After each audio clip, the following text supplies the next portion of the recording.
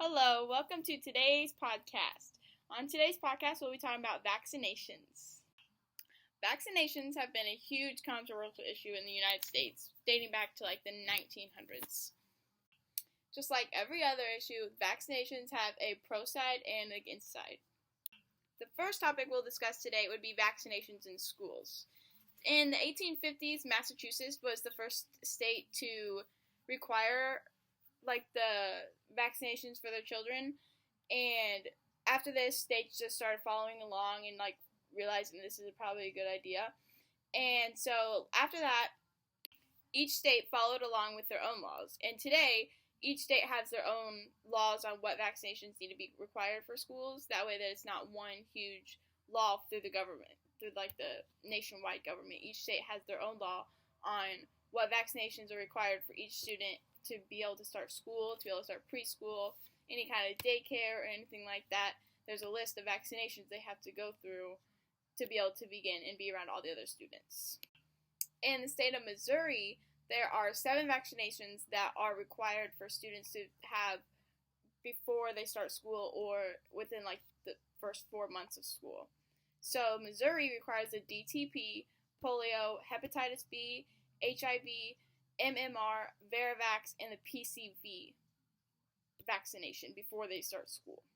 And even though that each state has their own laws and they have different vaccinations that are required for each student, no state in the United States has a 0 vaccination unless they have religious requirements or strong personal beliefs, but it's a law that you must get all of your shots and you can't have none before you start.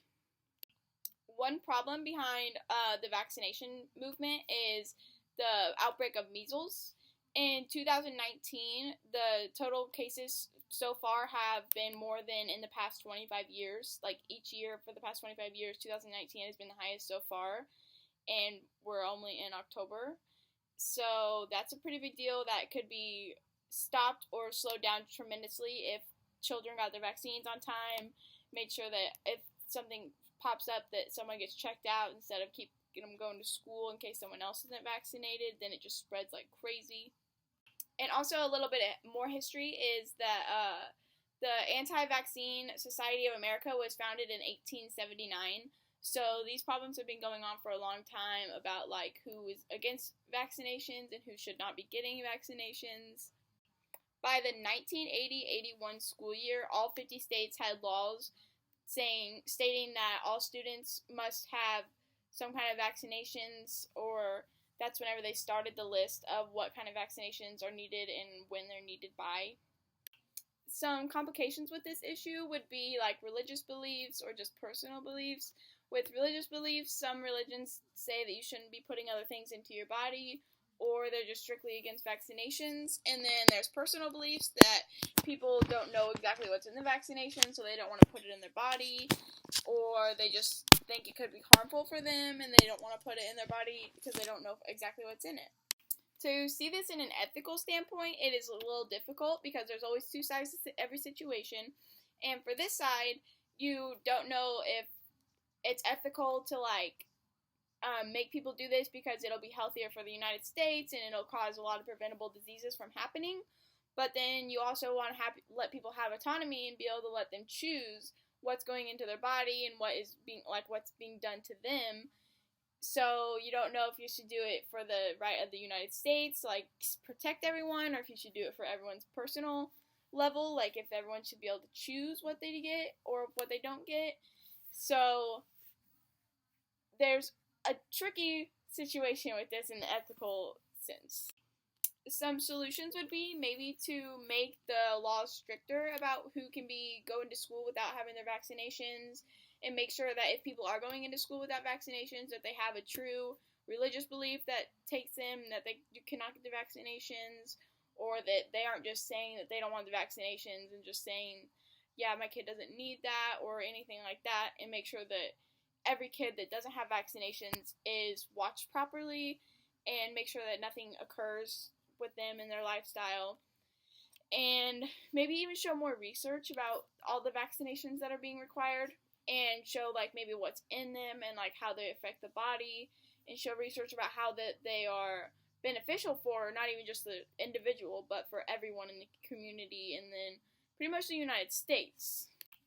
One large social problem would be the outbreaks that these diseases are making, because some aren't getting vaccinated and then they're getting with other unvaccinated, and it's just making a whole whirlpool of unvaccinated people that are catching this disease, and then they just keep spreading it and spreading it. And then one of those outbreaks is the measles outbreak that I mentioned earlier that happened. It's going on right now, and that we have had more cases in this year than we have in the past 25 years, which means it's making a comeback, and that means these anti-vax groups are getting their word out, or people just are deciding not to get the vaccinations in general. So, yeah. So today I'm going to go talk to a middle school gym teacher, and I'm going to see if there's been any impacts on vaccinations with her, or if there's been any big issues with with vaccinations in her school district. So we'll see what we find out. I'm here with Mrs. Tunks. She is a PE teacher from Cameron Middle School, and I'm going to ask her about her opinions on vaccinations.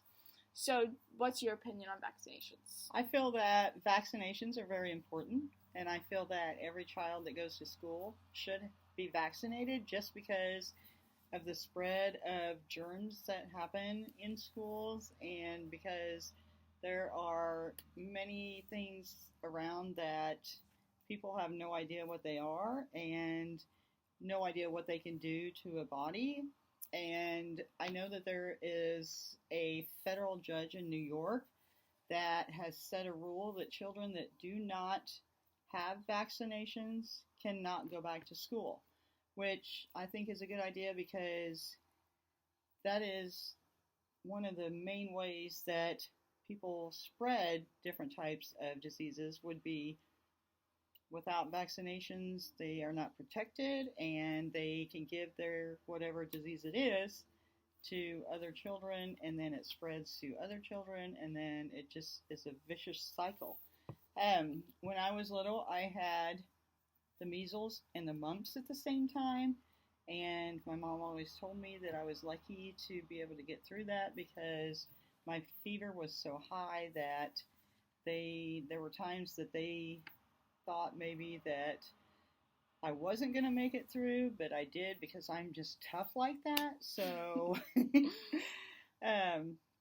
that's my opinion, though. I just think that every child should be vaccinated, just because too many children will spread different types of diseases, and being around, like, for example, our school has 420 kids in it, and if several kids refused, their parents or whatever refused for them to be vaccinated, then they are going to put other students in jeopardy.